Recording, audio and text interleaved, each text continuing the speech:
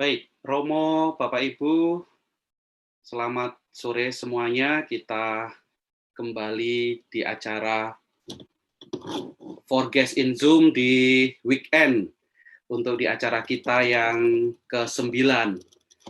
Kita akan bersama-sama nanti dengan Mas Hendrikus akan berbagi bagaimana pengembangan sosial ekonomi gereja dan teristimewa kontribusinya nanti bagi masyarakat. Kita akan mendengar jauh tentang sharing dan hal-hal yang lain yang nanti akan dipandu oleh entrepreneur muda kita, yaitu Mas Justinus Yuda. Ternyata di Forges itu ada nama dua yang Justinus, yang satunya Justinus Prastowo, dan yang kedua itu Justinus Yuda ya.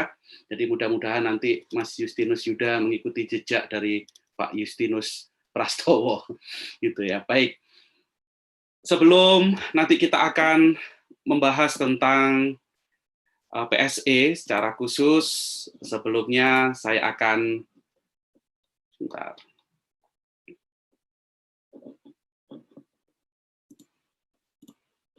Sorry.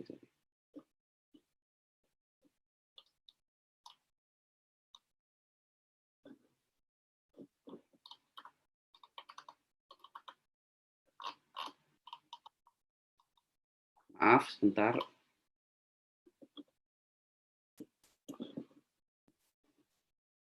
Oke, baik. Sebelumnya saya akan menjelaskan terlebih dahulu tentang Forges seperti biasanya supaya dari beberapa rekan yang baru bergabung juga bisa mengetahui tentang kelompok ini, karena sekali lagi untuk acara Zoom kita ini itu disponsori oleh Forges sendiri. Nah, sekilas tentang Forges supaya menjadi pengetahuan kita dan harapannya nanti rekan-rekan yang ada di sini, Bapak Ibu, bisa bergabung di komunitas kami. Jadi Forges itu adalah komunitas awam Katolik yang digerakkan oleh panggilan dan kerinduan untuk berbagi sukacita dan harapan bagi dunia. Aktivis Forges itu adalah mereka yang disemangati oleh angin perubahan Konsili Vatikan II dan berbekal ajaran sosial gereja, tergerak, bertindak, dan terlibat nyata di ranah sosial, budaya politik demi ikut mewujudkan kebaikan bersama. Kebaikan bersama yang merupakan anugerah Tuhan, ini harus terus-menerus diupayakan, yakni keadilan sosial, kerukunan, kedamaian, dan kesejahteraan segenap rakyat Indonesia. Ini adalah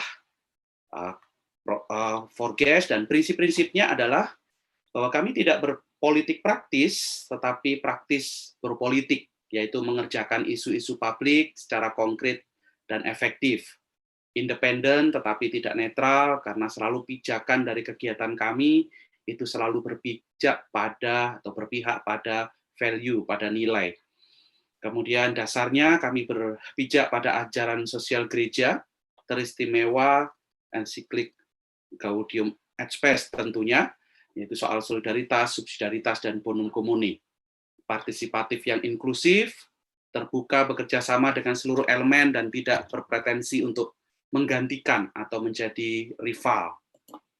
Nah, struktur kami itu fleksibel, kolektif, kolegial, mondial, partisipatif, mendukung dan mengakselerasi kebijakan dan langkah gereja, keanggotaan yang terbuka namun terpilih, kegiatan program yang terarah, dan juga fokus pada berbagi sukacita dan harapan. Dan ini menjadi slogan atau tagline dari kami, yaitu selalu ingin berbagi sukacita dan harapan. Nah, 5 ranah kami berbagi, itu ada bidang politik dan komunikasi publik, kemudian bidang kaderisasi dan kepemimpinan, bidang budaya dan hubungan antar iman, bidang pemberdayaan sosial ekonomi masyarakat, dan karena itu pada sore hari ini kita berbicara soal ekonomi, sosial ekonomi juga, kemudian bidang pendidikan dan sumber daya manusia. Nah, bagi rekan-rekan yang ingin bergabung, silakan menghubungi kontak person ini atau juga menghubungi saya, Pak Justinus sebagai koordinator Forges juga ada Bu Maria, ada Bu Linda, dan kami semua terbuka bagi Bapak Ibu untuk bergabung di komunitas Forges ini. Ini profil singkat tentang Forges. Baik, Romo, Bapak Ibu, untuk sore hari ini kita akan dipandu oleh Mas Yuda sebagai moderator, dan waktu kita nanti akan sampai sekitar jam 19.45, paling telat-telatnya itu jam 19.50, karena setelah itu kita akan bergabung langsung di lapak sebelah, yaitu mengikuti doa Rosario Laudato Si. Silakan Mas Yuda untuk memulai acara untuk sharing kita. Silakan, Mas. Ya, terima kasih Pak Andi. Selamat sore semuanya, Romo dan Bapak Ibu sekalian. Selamat datang di Forum Forges. Di sore hari ini kita pembahasan mengenai pengembangan sosial ekonomi gereja. Yang tentunya menarik ini ya, ini lagi panas-panasnya, kondisi seperti ini gereja bisa apa? Kita dipertanyakan, sebagai anggota gereja kita banyak mempertanyakan itu dan banyak memikirkan itu. Kira-kira kita bisa berperan apa dalam kondisi yang seperti ini, atau bahkan setelah ini mau bagaimana juga, karena tadi juga dapat edaran mengenai Bapak Paus tadi ya, yang ajaran Bapak Paus yang kita bisa diskusikan juga nanti setelah ini. Untuk mempersingkat acara, kita nanti akan banyak diskusi. Saya dan Pak Hendrik sudah sepakat kita harus banyak diskusi karena ini kita butuh banyak masukan dalam kondisi yang memang dalam masa transisi seperti ini. Oke, pada malam hari ini kita sore atau malam ini ya? Malam aja ya, sudah jam 18 ini menjelang takbiran ini. Kita akan dipandu oleh Pak Hendriko Saritomo untuk diskusi kita pada malam hari ini. Beliau itu adalah praktisi perbankan ya Pak Hendrik ya.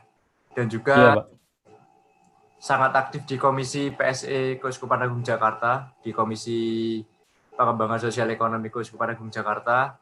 Tentunya memiliki banyak informasi yang bisa kita pelajari dan bisa kita diskusikan bersama-sama. Oke, untuk silakan langsung saya ke Pak Hendriko Saritomo, silakan. ya. Terima kasih Mas Yuda atas waktunya. Ini apakah share saya sudah ada, screen saya? Sudah dilihat Mas Yuda? Belum. Belum ada. Belum ya, sebentar.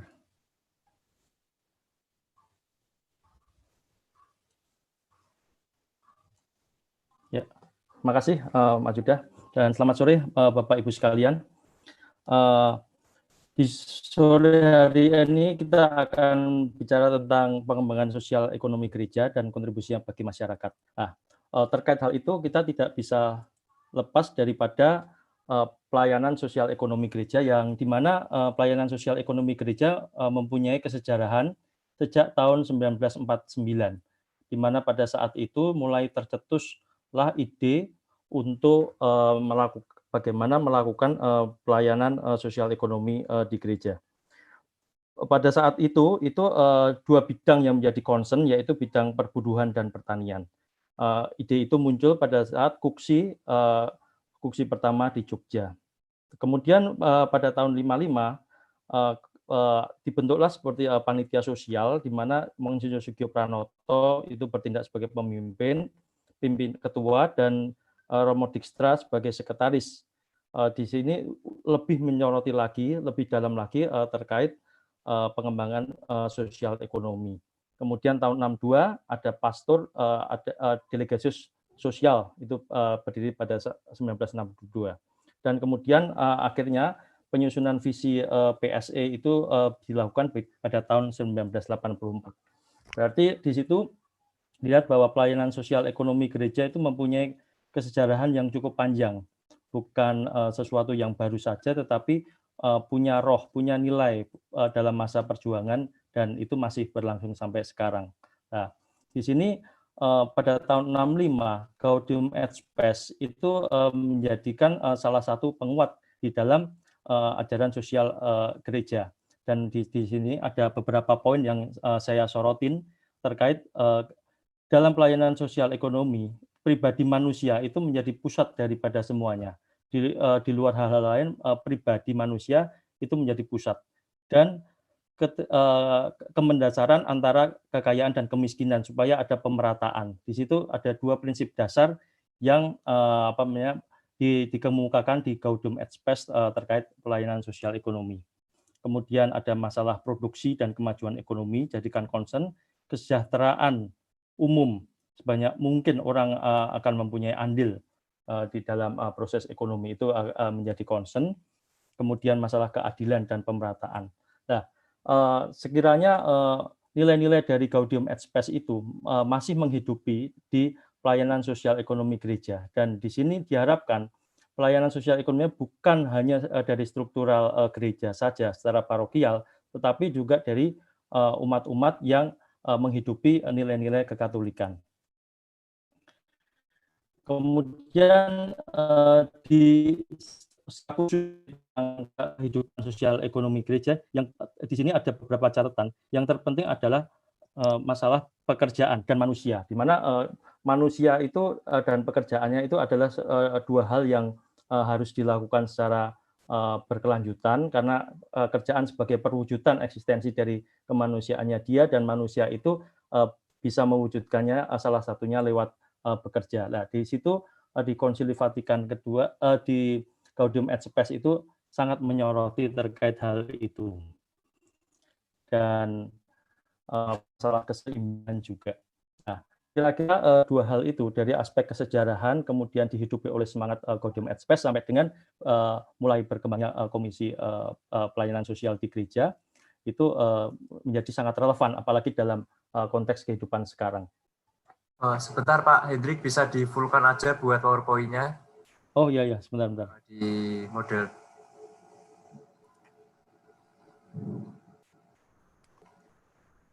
Apakah sudah, Pak?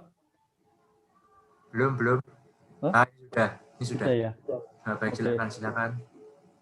Kemudian di sini saya mau sekilas saja terkait masalah arah kebijakan dan tujuan PSE. Secara arah kebijakan itu ada 4 hal, yaitu spiritualitas sosial, itu yang perlu ditekankan, karena PSE itu masalah bantuan karitatif dan kemudian pemberdayaan dan sebagainya itu adalah alat untuk menuju apa? Menuju ke suatu spiritualitas sosial di mana orang-orang itu atau umat-umat itu merasa terberdaya dengan, oh ya, kita mempunyai suatu tanggung jawab keumatan, tanggung jawab bahwa kalau ada saudara-saudara yang masih membutuhkan, itu kita ada suatu tanggung jawab bersama untuk itu.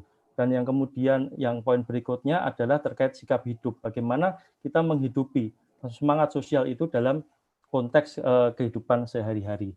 Nah, itu akan menjadi arah kebijakan ke depan dalam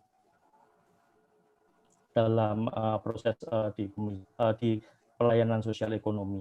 Kemudian secara tujuan PSE itu apa? Di sini kita berdasarkan itu ada 4 poin, yaitu kesejahteraan hidup. Jadi memang pelayanan sosial itu tidak bisa membuat kehidupan seseorang berubah menjadi suatu kondisi yang ideal, tetapi bentuk sapaan gereja dalam proses hidup orang itu menjadi hal yang sangat penting dalam proses sapaan gereja terhadap umat. Kesejahteraan hidup menjadi satu poin. Kemudian poin berikutnya adalah perilaku sosial. Bagaimana umat, katakanlah di lingkungan atau wilayah itu mempunyai suatu attitude, suatu perilaku bahwa, oh ya, itu ada saudara yang membutuhkan. Oh ya, kita harus bergerak tanpa harus menunggu dari paroki yang bergerak.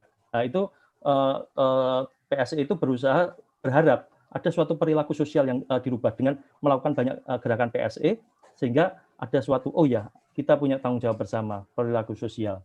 Kemudian berikutnya adalah perwujudan harkat dan martabat.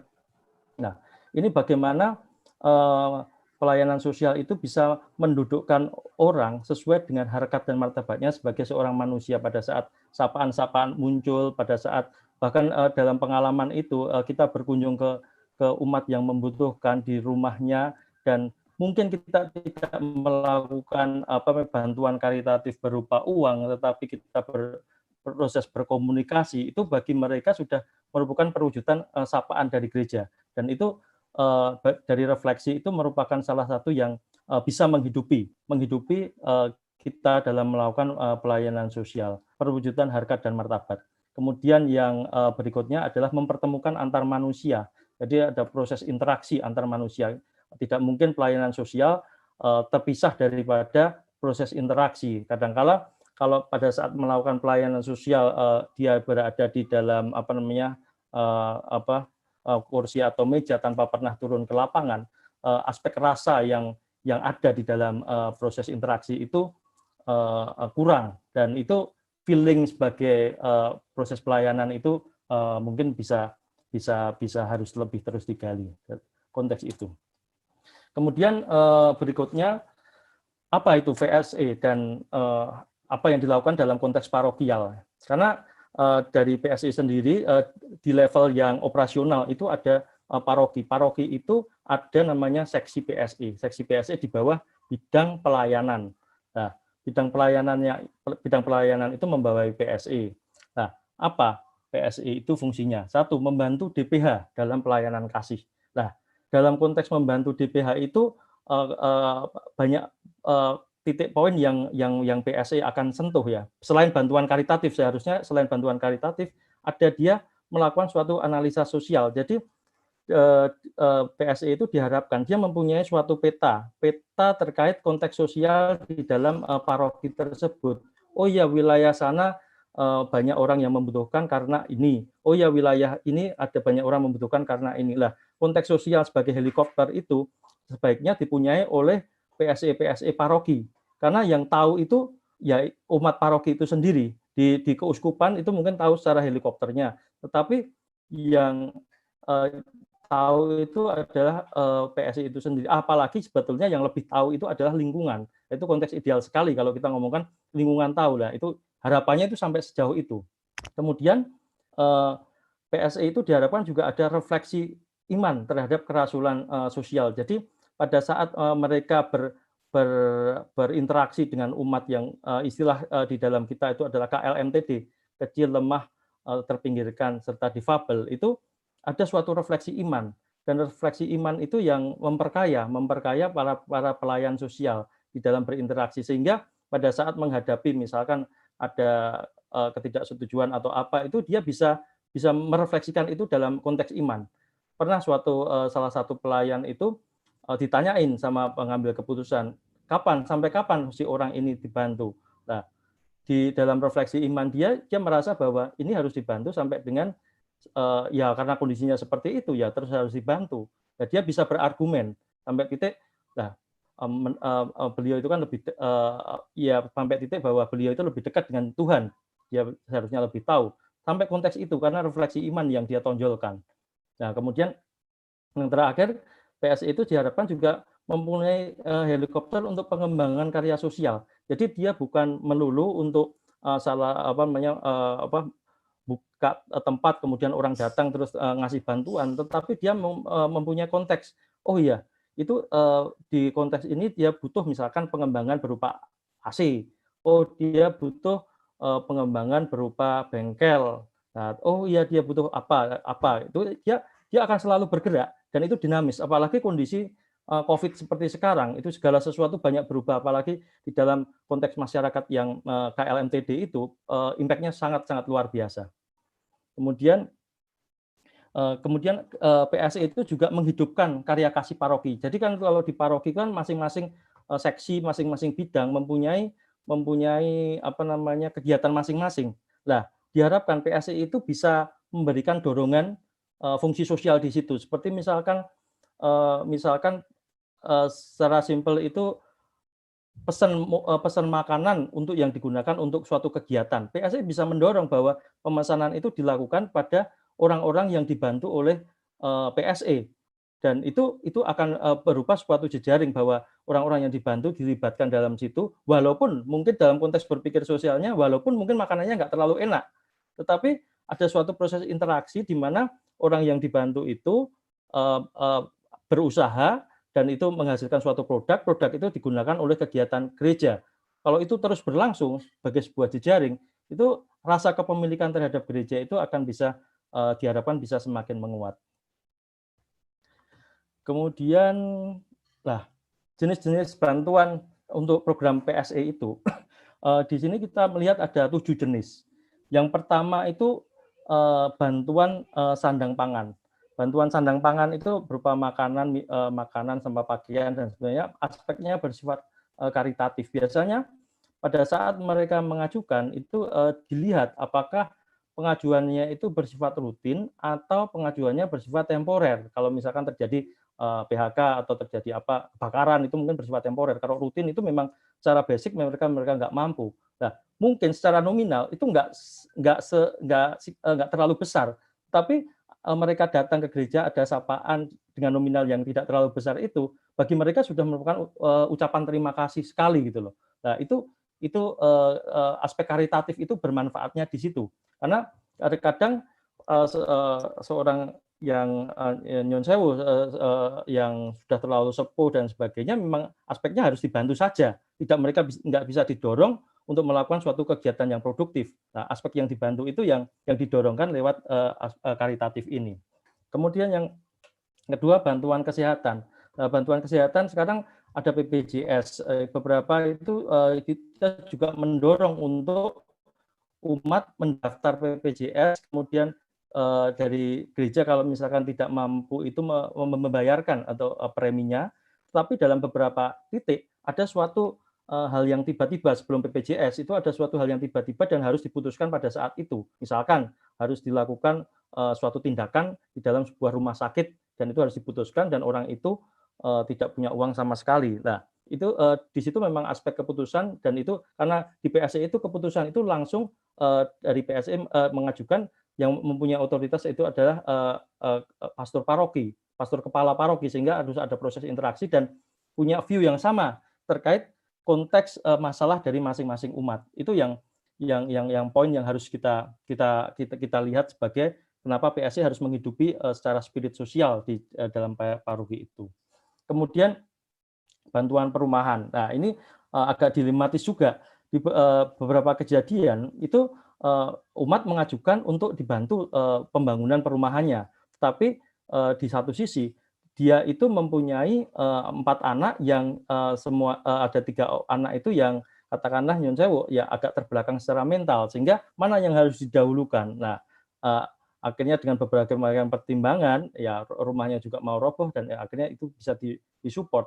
Nah, konteks membangun perumahan itu bukan sekedar perumahannya saja, tetapi aspek di dalamnya itu ada apa, dan itu ada suatu interaksi antara pelayan sosial dengan orang yang tersebut, ada dimensinya banyak. Kalau sekedar membangunkan saja itu mungkin jauh lebih mudah seperti perumahan, tetapi ada aspek sosial di situ yang biasanya itu yang harus dikomunikasikan secara intens. Kemudian berikutnya adalah bantuan ketenagakerjaan. Nah, bantuan ketenagakerjaan itu ada 2 aspek. Yang pertama itu aspek ketenagakerjaan orang submit ke sebuah perusahaan dan kemudian dibantu untuk submit ke perusahaan dan akhirnya diterima. Itu pada saat umat misalkan mempunyai suatu lowongan pekerjaan, kemudian ada umat lain yang kepengen bekerja di situ, ada lowongan yang komisi yang PSE pelayanan sosial ekonomi itu kasih dan mereka submit, itu akan mengalir begitu saja. Itu pekerjaan formal. Yang lebih besar aspek yang harus dipertimbangkan itu adalah pekerjaan yang bersifat usaha sendiri atau usaha kecil, usaha kecil terutama usaha mikro, dagang bakmi, terus batang sego goreng, kemudian buruh-buruh lepas harian. Nah, itu juga harus bagaimana PSE itu mendorong itu mereka. Kadang ada suatu bantuan berupa bantuan modal kerja untuk mereka berputar pertama, atau ada suatu support untuk pembukaan jaringan pemasaran, atau mereka dilakukan training seperti kemarin ada usaha training AC ataupun training bengkel sepeda motor bekerja sama dengan Astra sampai mereka mendapatkan sertifikat terus didorong untuk membuka bengkel sendiri lah. Ada aspek-aspek yang dipertimbangkan bersama untuk mendorong mereka. Memang tidak mudah karena pada saat kita bicara tentang konteks ideal itu ini ada sesuatu yang tanda petik di luar itu semua, tetapi aspek aspek kemanusiaan yang aspek harkat dan martabat manusia itu yang harus kita dorong bersama. Oke, itu kemudian bantuan pendidikan. Nah, di bantuan pendidikan itu ada di paroki-paroki, di beberapa paroki sudah ada ayo sekolah, ayo kuliah, ASAK. Di mana konsep ASAK itu adalah umat itu menyumbangkan uang, uang itu digunakan untuk beasiswa daripada anak-anak umat yang lain. Nah, itu secara bergulir, itu ASAK. Tetapi ASAK itu mempunyai suatu suatu grade tertentu, dia harus nilainya sekian. Padahal di konteks di lapangan ada banyak teman-teman kita yang grade-nya itu di bawah itu, dan mereka itu KLMTD membutuhkan uluran tangan. Kadang-kala masuk ke ASAK kebentur masalah aturan itulah. Konteks itu adalah PSE yang akan bermain di wilayah itu. Justifikasi kemanusiaannya yang akan dilakukan terkait hal itu, dan bantuan pendidikan itu bisa mengacu juga pada orang-orang di luar Katolik, dan itu juga sudah berlangsung cukup lama untuk sehingga apa? Tetapi pada saat orang-orang di luar Katolik itu mengajukan bantuan, dia harus mempunyai referensi dari ketua lingkungan di mana dia tinggal. Ada aspek kontrol, ada suatu perkenalan, perjumpaan. Nah, perjumpaan di antara itu yang sebetulnya salah satu yang disasar PSE adalah interaksi antar manusia, sehingga muncul kalau orang sekarang ngomong masalah toleransi dan sebagainya, itu adalah pendekatan tanda petik perut untuk menunjukkan menuju suatu toleransi. Itu aspek ideal yang pengen didorong. Kemudian yang berikutnya terkait aspek bantuan kebencanaan. Ini kentara sekali pada saat awal tahun kemarin, begitu itu banjir, itu banyak dilakukan suatu gerakan. LDD melakukan suatu gerakan, PSC melakukan gerakan, belum lagi komunitas-komunitas umat Katolik lainnya melakukan gerakan. Itu banyak sekali gerakan, dan itu semua itu bagus untuk menuju respon terhadap suatu kondisi. Nah, PSC di sini memainkan peranan di struktural karena dia mempunyai basis sampai dengan lingkungan, sampai dengan yang paling kecil sampai lingkungan, sehingga di sini bantuan apa yang diharapkan, misalkan nasi bungkus, kemudian jaringan ke LDD atau jaringan ke organisasi lainnya yang respon tanggap bencana dan sebagainya, itu dimainkan informasi itu, saluran informasinya. Yang penting di sini adalah gerak cepat terkait aspek kebencanaan karena tidak bisa menunggu. Nah, COVID ini dari komisi itu membentuk namanya TAB, tanggap aksi bencana, dan itu melakukan pembagian karitatif, bisa nasi bungkus, bisa sembako, bisa APD dan sebagainya, itu bergerak untuk seluruh paroki dan lintas lintas fungsi. Di situ dilakukan terkait bantuan kebencanaan. Kemudian bantuan kebencanaan ada yang namanya Tagana, tim tanggap bencana di beberapa paroki sudah dibentuk. Kemudian yang berikutnya adalah bantuan kematian. Nah, bantuan kematian itu sebetulnya secara banyak paroki sudah membentuk namanya Santo Yusuf. Santo Yusuf itu lebih ke orang membayar katakanlah 50.000, satu paroki di paroki kita itu 50.000 untuk satu keluarga, dan itu meninggal dikasih 3 juta. Nah, itu yang menjadi bahan refleksi adalah dengan semurah itu ternyata dalam waktu sekian tahun yang saya alami 3 tahun lebih, itu tidak minus. Dan itu karena apa, yang pemakaiannya itu pasti lebih berkurang daripada iuran yang mereka masukkan. Tidak minus, itu selalu bergulir. Begitu ada kematian 3 juta dan sebagainya. Nah, tapi selain itu pada saat ada kematian yang di luar itu, katakanlah dia sangat membutuhkan yang untuk hal-hal apa yang kita tidak tahu, itu PSE juga bisa memainkan sapaannya. Oke. Kemudian kita ngomong terkait struktur. Nah, di dalam berpikir kita adalah karya sosial. Karya sosial itu adalah gerakan bersama. Nah, ini ada 2, yaitu gerakan struktural, yaitu adalah PSI KAJ, PSI paroki wilayah lingkungan umat Katolik. Kemudian ada umat Katolik sendiri. umat Katolik sendiri itu melakukan banyak banyak komunitas, banyak gerakan bersama, banyak LSM, banyak apa. Itu semua itu mendorong bersama untuk menuju suatu karya sosial untuk masyarakat. Dan itu sangat bagus dan biasanya kita berkomunikasi, berkolaborasi. Seperti kemarin saya dengan teman-teman Indonesia Peduli, mereka akan menyalurkan bantuan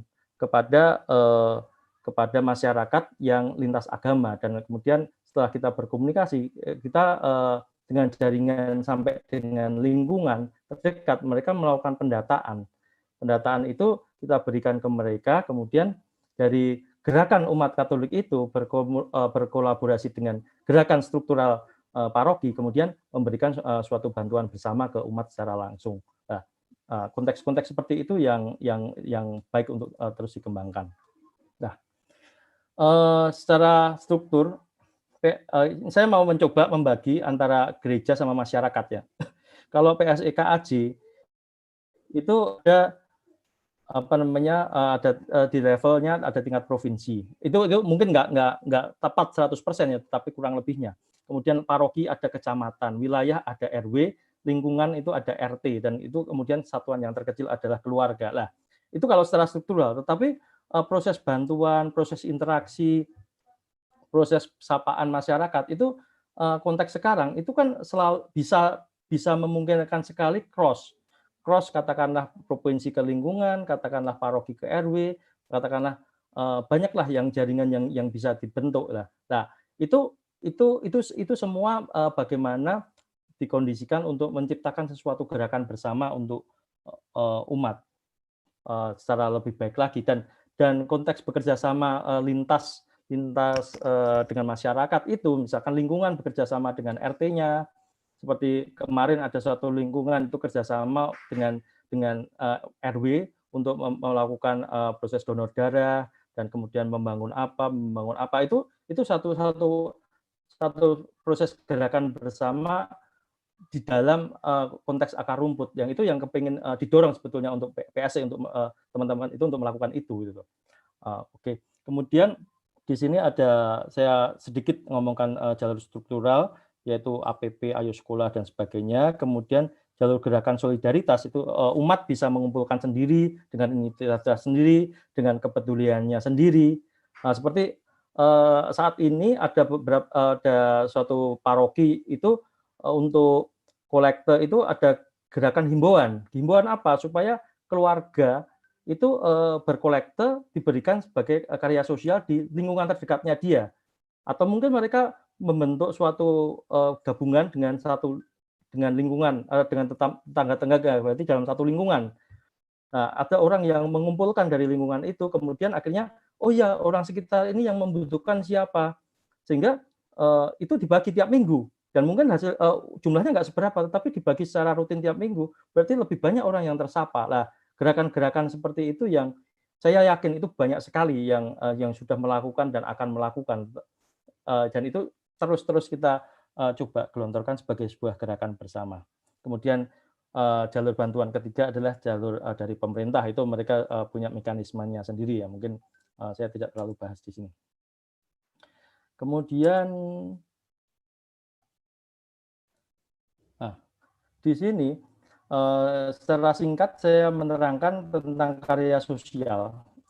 Itu 25% dari kolekte, dan itu disarankan untuk didorong untuk membantu umat-umat yang membutuhkan, dalam konteks ini KLMTD lah. Itu menjadi tugas PSE untuk merangkai, untuk menyapa, untuk apa dengan dana karya sosial itu, sapaan-sapaan itu secara lebih lebih tepat, terus sapaan, dan kemudian aspek yang nggak boleh ditinggalkan itu aspek strategis juga. Kadang-kala sapaan terhadap orang bisa berpengaruh secara komunitas dan sebagainya, itu juga bukan secara politis ya, tetapi secara kemanusiaan itu juga perlu dipertimbangkan.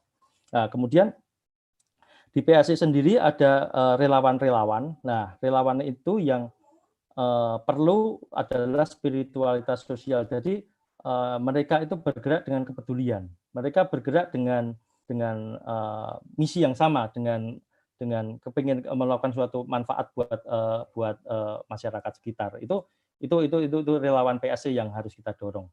Nah, di sini PSC perlu berjejaring secara teritorial, kategorial, sama fungsional, sehingga dia itu tidak eksklusif di dunianya sendiri, di dunia yang mereka pikirkan ideal, tetapi mereka harus bersatu dengan kiri kanan, dengan teritorial, kategorial maupun fungsional, supaya dalam gerakannya itu bisa menjejak, menginspirasi ataupun bergerak bersama dengan komunitas-komunitas lain. Nah, itu poin-poin yang itu. Kemudian konteks ideal yang seperti tadi diutarakan, tetapi di sini ada beberapa tantangan. Tantangan pertama adalah struktur paroki, karena PSC itu adalah seksi, kemudian masih ada bidang, kemudian masih ada dewan paroki dan sebagainya. Itu kan harus ada proses komunikasi. Pada saat roh konteks sosialnya itu sudah sama, itu sangat enak sekali. Tapi kalau misalkan secara konteksnya masih agak berbeda, itu akan jadi sebuah challenge tersendiri ya bagi karya sosial di paroki. Kemudian yang berikutnya tentang regenerasi pelayanan sosial ekonomi, ya itu yang banyak terjadi adalah pelayan sosial ekonomi banyak yang sudah cukup senior, sehingga dalam konteks perkembangan yang cepat sekarang perlu suatu perpaduan senior dan mungkin junior, karena senior dia punya apa ya, lebih sensitif terhadap masyarakat, atau lebih, bukan berarti yang muda tidak sensitif, tapi harus ada perpaduan, sehingga ada proses kecepatan, sehingga ada proses refleksi, itu harus berjalan bersama. Nah, itu yang butuh regenerasi di pelayanan sosial ekonomi. Kemudian yang poin berikutnya, PSC identik dengan gerakan karitatif. Perlu dikembangkan karitatif dengan jangkauan yang lebih luas. Jadi bukan cuma karitatif di satu wilayah tertentu atau satu lingkungan tertentu saja, tetapi di dalam satu paroki. Kalau kita ngomong paroki atau kalau kita ngomong keuskupan, dari paroki-paroki itu mana yang butuh sapaan secara karitatif. Nah, itu harus perlu dikembangkan ke sana. Selain itu juga aspek strategis. Misalkan di satu komunitas yang intensitas intoleransinya cukup tinggi, kemudian kita juga bisa menyapa di situ. Kita juga bisa menyapa di situ lewat bantuan sosial kemanusiaan pada satu konteks, misalkan Lebaran ataupun konteks-konteks kejadian lainnya seperti COVID ini. Nah, itu aspek strategis itu. Kemudian aspek pemberdayaan itu membutuhkan tenaga pikiran dan energi yang cukup panjang ya, tetapi itu adalah satu hal yang penting. Jadi segala macam aspek itu perlu dikembangkan ke depan. Kemudian tidak banyak orang tertarik bergelut dengan karya pelayanan. Ini refleksi dari kita, karena apa? Karena di dalam pelayanan sosial ini kita lebih cenderung mendengarkan orang.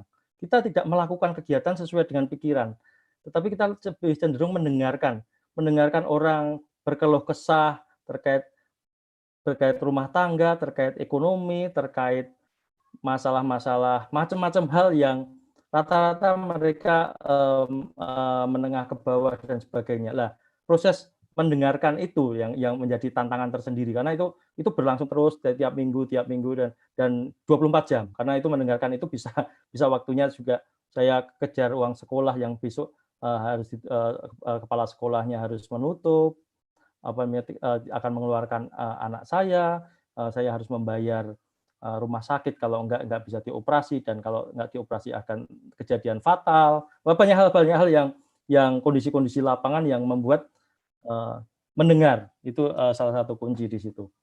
Kemudian kita sudah ada seksi sosial lingkungan di konteks paling kecil atau lingkungan itu ada, tapi peranannya memang masih perlu ditingkatkan ya, supaya sapaannya itu, akarnya itu sampai dengan akar rumput itu ada. Itu lebih ke itu, supaya misalkan kejadian seperti konteks sekarang, berapa umat yang membutuhkan, itu kalau seksi sosial lingkungannya sudah tertata, itu langsung, oh ya, lingkungan kita sekian, langsung dalam satu cepat lah, kita akurasinya ada, kecepatannya ada, dan kemudian bisa lebih cepat untuk sapaan. Kemudian kadang pengurus lingkungan dan umat sejalan, misalkan umat itu mengajukan tapi ketua lingkungannya nggak cocok, atau mereka tanda petik nggak sinkron di dalam kondisi lapangan. Nah, itu juga salah satu tantangan juga untuk memberikan kebijakan di situ, karena itu terkait bagaimana kita memperhatikan ngemong lah, gitu, istilahnya ngemong lingkungan dan juga dengan aturan yang ada. Itu tantangan internal. Kemudian tantangan eksternal yang tidak bisa kita kesampingkan itu adalah perubahan dunia yang cepat ya, khususnya di dalam sosial ekonomi ya. Banyak bisnis-bisnis yang berubah, banyak pekerjaan-pekerjaan yang tutup, banyak hal ya yang kondisinya itu berupa percepatan. Itu kan pasti akan berimpact terhadap saudara-saudara kita yang membutuhkan itu. Kemudian apalagi tambah pandemik sekarang. Nah, saya mengutip dari Inventure Knowledge itu ada beberapa poin itu yang akan berubah, posisi stay at home, empathic society, bottom of pyramids, and satu lagi ini ketutupan itu. Nah, ada 4 poin itu yang berubah. Tetapi disitulah tantangan eksternal, bagaimana sapaan gereja itu harus melihat konteks itu, seperti sekarang, oh ya, bisnis ini akan turun, sehingga kalau kita mendidik umat, tanda petik, memberikan pembekalan, itu lebih baik di bisnis ini, supaya mereka bisa eksis untuk ke depan. Nah, itu kan konteks-konteks yang harus kita pahami secara cepat ya, bukan anut grubyuk ya, kita bisanya ini, tapi kita nggak tahu konteksnya. Lah, itu yang mungkin juga perlu kita pertimbangkan ya, apalagi after COVID ini banyak hal yang pasti berubah, dan itu challenge sekali. Nah, kemudian saya cepat aja supaya kita bisa berdiskusi apa pengembangan yang bisa dilakukan. Nah, ini semua ada beberapa ide, yaitu pengembangan jejaring ekonomi umat. Di sini secara sederhana itu menciptakan marketplace antar umat sendiri. Itu dalam misalkan nih konteks berpikirnya paling kecil aja, paroki. Di paroki itu dibuatkan komunitas penjual pembeli secara bersama, sederhananya ya lewat WhatsApp group.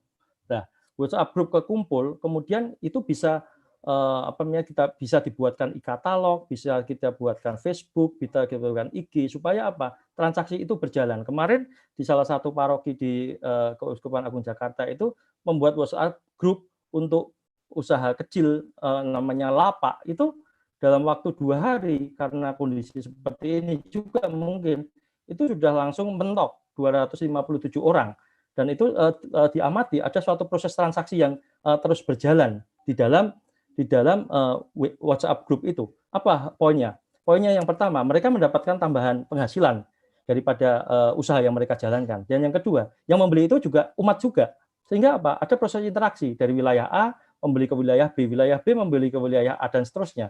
Ada proses interaksi dalam konteks hidup mereka sehari-hari. Nah, itu membuat apa? Komunitas umat bisa menjadi lebih hidup, sehingga kegiatan-kegiatan lain, misalkan sapaan-sapaan lain itu bisa menjadi diharapkan bisa menjadi lebih hidup. Yang keempat, ada bisa memetakan potensi ekonomi umat, karena di wilayah ini oh ya banyak bisnis ini, di wilayah ini banyak bisnis ini. Nah, nanti kalau pada saat kegiatan-kegiatan gereja itu bisa mengambil dari teman warga-warga KLMTD ataupun usaha-usaha kecil itu, sehingga gereja betul-betul oh ya menyapa mereka, oh ya ada suatu interaksi kebersamaan di antara gereja sama umat. Itu konsep berpikir jejaring ekonomi umat. Nah, kemudian ada 4 poin, yaitu pelayanan sosial berbasis data. Diharapkan di dalam konteks pelayanan sosial itu ada suatu database yang kuat di dalam PSE paroki, ataupun ya dia bisa mengkreatkan itu di lingkungan atau wilayah, karena sehingga apa? Pada saat ada pengelolaan bantuan, pada saat ada suatu bencana, pada saat ada apa, itu helikopternya itu sudah langsung jalan. Tidak harus mencari lagi di lapangan, tapi suatu basis datanya itu sudah kuat. Nah, ini sedang kita terus dorong untuk Dupras, data umat prasejahtera, untuk terkait konteks ini kita lagi sedang dorong untuk membuat basis itu, sehingga ada pemetaan sosial, katakanlah seperti itu. Kemudian yang berikutnya adalah solidaritas sosial.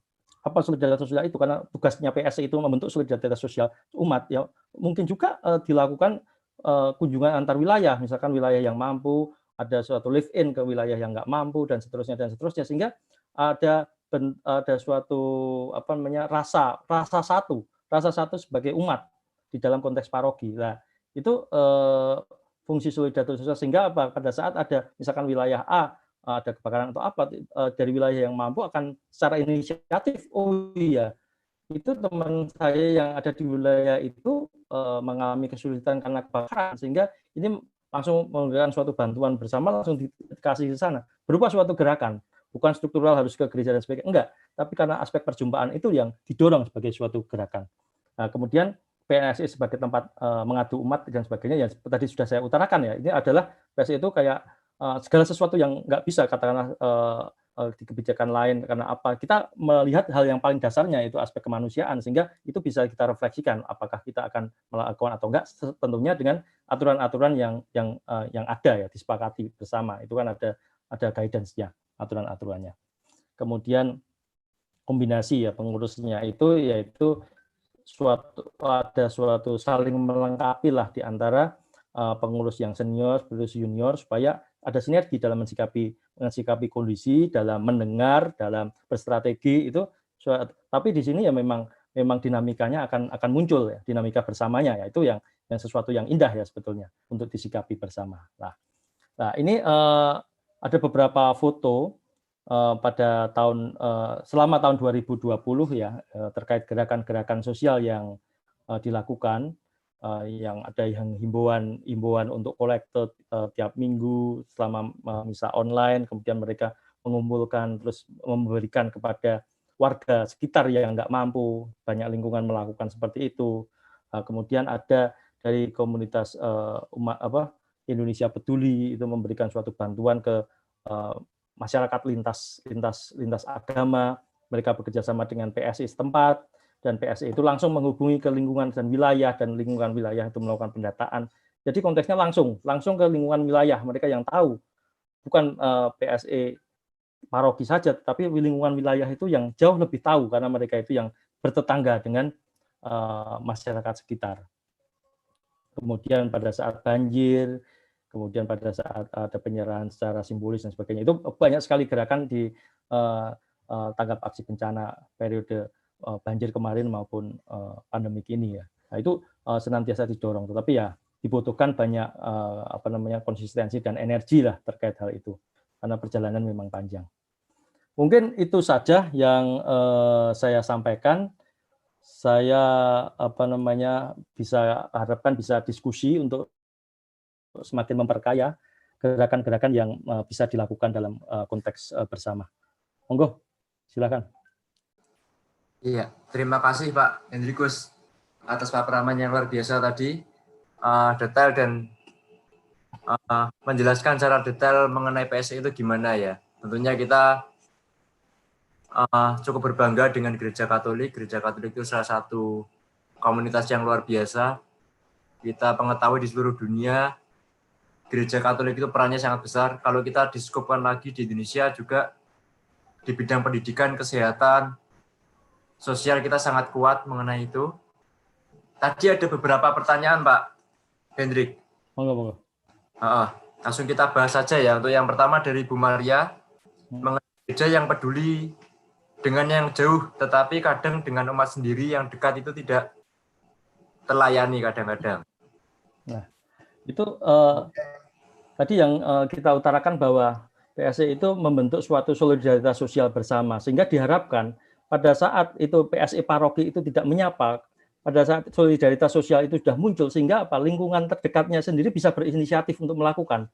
Jadi kita tidak usah menunggu suatu struktural atau apa untuk melakukan, tapi berinisiatif dengan kepekaannya sendiri. Itu sudah merupakan sapaan tanda petik gereja juga di situ. Nah, itu dorongan-dorongan sosial seperti itu yang coba dilakukan oleh PSI. Karena mungkin PSI paroki mengalami keterbatasan karena mungkin tidak tahu, mungkin mungkin nggak ada informasi atau apa, ya kita nggak tahu kondisi lapangan.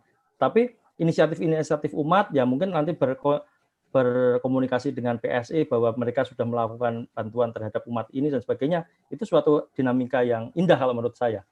Jadi ada proses keberlangsungan terus. Itu sih. Berarti memang butuh feedback dari anggota di lingkungan terdekatnya ya. Kita buat saling peduli juga, kita harus solidar dengan paling enggak tetangganya dulu yang paling dekat, agar kita bisa jejaringkan. Kalau misal tetangga tidak bisa mengatasi, baru itu dibawa ke tingkat wilayah atau ke tingkat paroki, begitu Mas ya? Iya, bayangkan saja kemarin waktu TAB ini, pada saat katakanlah paroki memberikan jatah katakanlah 500 atau 750 bungkus, ternyata kalau gerakan dari lingkungan itu berjalan, itu bisa mencapai sekitar 2.000, 3.000 bungkus. Kalau semua lingkungan melakukan, katakanlah satu lingkungan itu cuma 10 atau 20 paket, itu bisa jauh lebih banyak daripada yang dianggarkan oleh paroki. Dan itu bisa berlangsung secara rutin. Itu kan suatu gerakan yang luar biasa pada saat kita ngomongkan konteks akar rumput. Nah, tetapi balik lagi, itu kan dorongan untuk solidaritas sosial itu bukan dorongan yang sederhana. Gampang diucapkan, tapi susah dilakukan. Karena banyak alasan bergaul dengan seperti ini kan, banyak alasan yang untuk ngomongkan tidak. Nah, itu mungkin mungkin lebih ke situ. Kadang hambatan malah di dalam ya Pak ya? Bukan iya. Hambatan malah banyak di dalam ya. Oke. Ini nyambung dengan pertanyaan dari Pak Ludiro tadi ya, mengenai tiba-tiba Wato. Dalam kondisi kayak gini itu perannya bagaimana, dan kira-kira ya Pak Hendrik ya, ini kira-kira kita nggak tahu data sahnya gimana, pengetahuan umat mengenai adanya PSE dan perannya itu apakah diketahui banyak umat atau ternyata ada PSE ya gitu. Nah, itu jadi tantangan juga Pak, karena di beberapa yang saya lihat itu banyak umat itu yang nggak tahu PSI itu apa, dan mereka itu nggak sadar bahwa gereja itu ada namanya fungsi sosial ekonomi. Nah, itu yang memang PSI sendiri itu harus selalu menggaungkan, atau mungkin dewan parokinya itu harus selalu menggaungkan bahwa kita itu punya karya sosial di paroki. Karya sosial itu yang bisa menghidupi banyak karya sosial di dalam konteks paroki. Nah, itu yang memang harus digaungkan. Saya juga sadar bahwa itu memang banyak orang yang nggak tahu, apalagi mereka bisa bergaul di mana-mana, tetapi konteks terdekatnya sebagai karya sosial itu di mana ya? Kita harus menghubungi siapa ya? Kok nggak pernah ada eksplor ya? Kemarin kan juga sempat juga ada omongan, wah kita jangan membuka publish PSC, nanti banyak permintaan sumbangan masuk dan sebagainya. Loh, kok seperti itu? Sebenarnya karya sosial itu ya udah kita sounding bahwa gereja punya sapaan. Nah, sapaan itu ya nanti interaksi di antara umat itu yang bisa menjawab bagaimana gereja menyapa. Itu lebih ke situ sih Pak sebetulnya. Betul ya.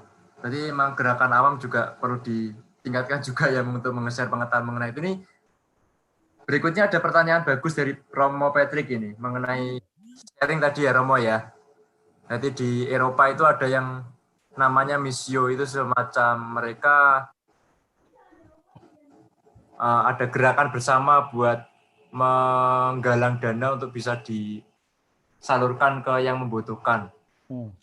Sangat bagus sekali. Kalau di gereja kan kita secara struktur memang ada. Secara dari tadi sudah dijelaskan sampai ke KWI pusatnya juga ada. Untuk yang awam itu apakah ada? Kalau kita sering dengar ada CU juga ya, Credit Union. Yang itu merupakan salah satu pengembangan buat PSE yang kadang-kadang di beberapa tempat sangat efektif dan sangat luar biasa perannya. Bahkan kadang-kadang saya pernah di salah satu paroki itu mereka CU-nya sangat berkembang sehingga fungsi mirip perbankan, berarti menyalurkan pendanaan yang mereka ada yang berkelimpahan bisa menyalurkan ke emang yang benar-benar membutuhkan, terutama di usaha bahkan sampai ke pendampingan juga. Itu. Ini ada pertanyaan Romo tadi, silakan bisa ditanggapi mengenai Missio tadi di kolom chat itu, Mas. Setahu saya kalau ada enggak ya gitu. Kalau di Katolik sendiri itu crowdfunding untuk melakukan banyak gerakan itu kan ada namanya bakat, kemudian ada namanya BKSY, ada beberapa gerakan secara parokial ya. Tapi umat sendiri kan kadang-kala melakukan apa dengan seizin romonya untuk melakukan suatu itu kan juga ada.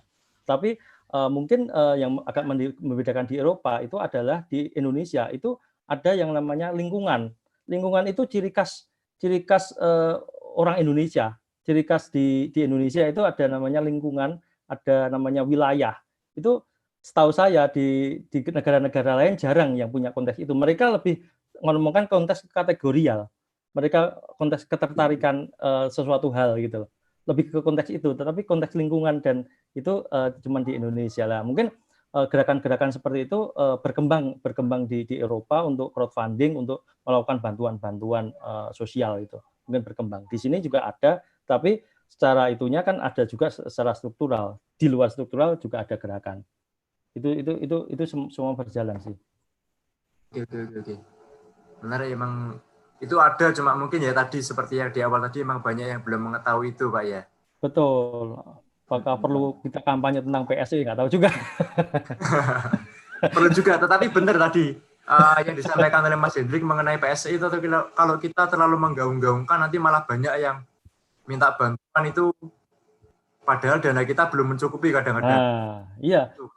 Seperti misalkan ini CU itu ada di beberapa paroki, itu sengaja ditarik untuk di luar paroki. Kenapa? Pada saat PSI memberikan istilahnya pinjaman ke umat, terus kalau umatnya ngemplang, nah PSI akan jadi tukang tagih. Itu secara roh itu kok mosok pelayanan sosial akhirnya jatuhnya ke tukang tagih walaupun itu. Nah, kemudian peminjaman itu lebih ke CU sebagai credit union, sebagai mereka berkomunal bersama. Itu banyak juga yang melakukan seperti itu. Dengan CU itu mereka ada pendampingan, penyaluran kredit, ada monitoring, kemudian ada collection juga seperti di bank pada umumnya untuk kredit mikro. Nah, itu ada beberapa yang melakukan pemisahan, tapi ada juga yang masih belum. Itu kan macam-macam lah kebijakan masing-masing paroki. Baik. Ini pertanyaan mulai bermunculan, ini mulai ramai sepertinya ini.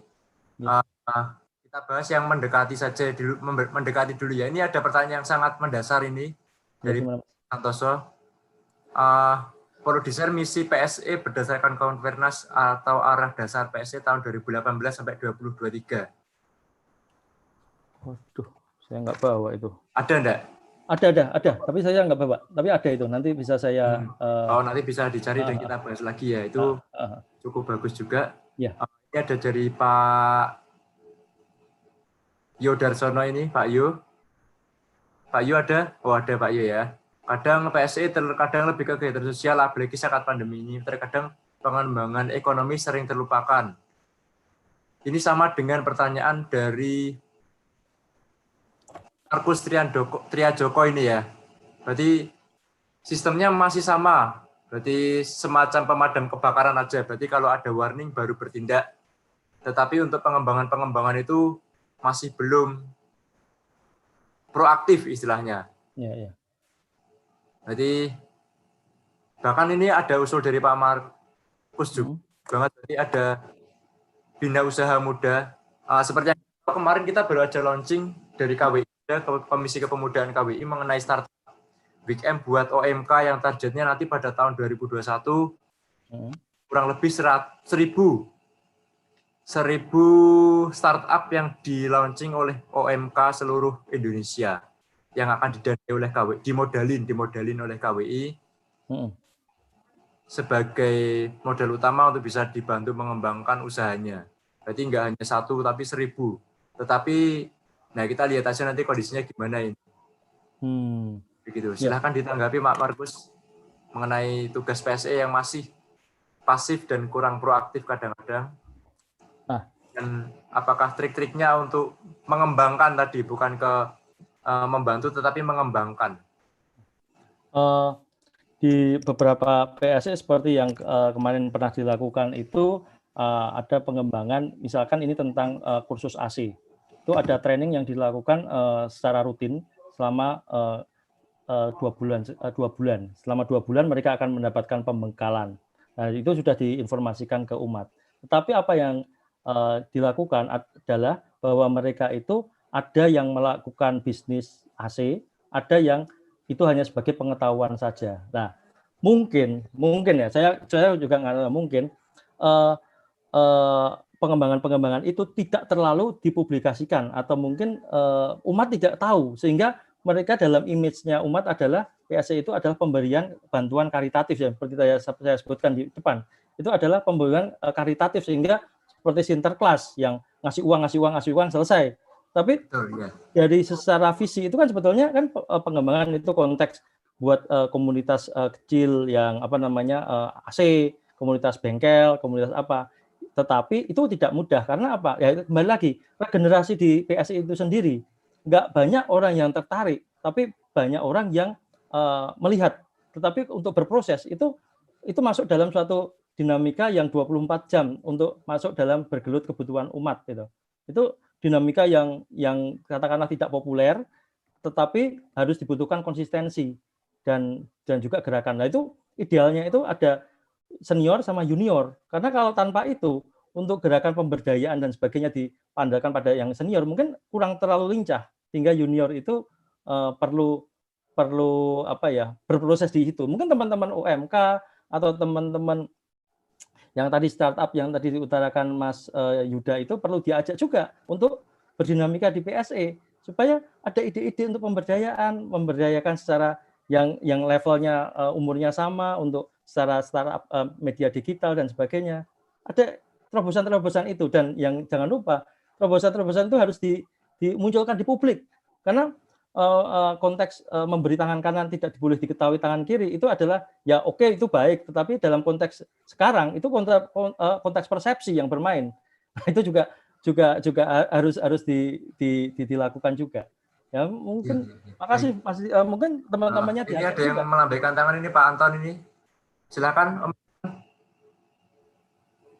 Om, silakan Om. Ya, monggo Om Anton. Ya, Mas Pak Hendrikus jadi Mas. Siap. Gini, share beberapa hal aja. Yang pertama, kadang-kala ada juga yang komisi PSE-nya itu terlalu sayang dengan uang. Dalam arti kata begini, dana yang terkumpul sudah besar. Saya tahu sekali karena saya pernah di Dewan Paroki, jumlahnya saya tahu. Tapi istilahnya seolah-olah kayak dicekeli itu, takut sekali bahwa ini mau ngadain apa, program apa, pengembangan apa. Jadi istilahnya akhirnya menumpuk, justru nggak jalan, pengembangan ekonominya tidak jalan. Seperti itu. Jadi ketakutan dipersalahkan, ketakutan nanti ada dituduh apa dan sebagainya.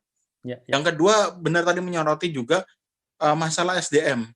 Nyun sewu, kebanyakan yang mau atau bersedia ngurus PSI itu kadang-kadang yang sampun sepuh-sepuh, yang sudah berumur. Artinya mereka ini hanya kegiatan sambilan karitatif, ide-ide kreatifnya kadang-kadang kurang muncul. Jadi ya kegiatannya dari tahun ke tahun ya hanya begitu-begitu saja, tanpa mencoba untuk melahirkan ide-ide baru. Itu yang kedua. Betul. Dan yang ketiga yang jadi masalah juga dalam PSE ialah masalah CU tadi, Mas.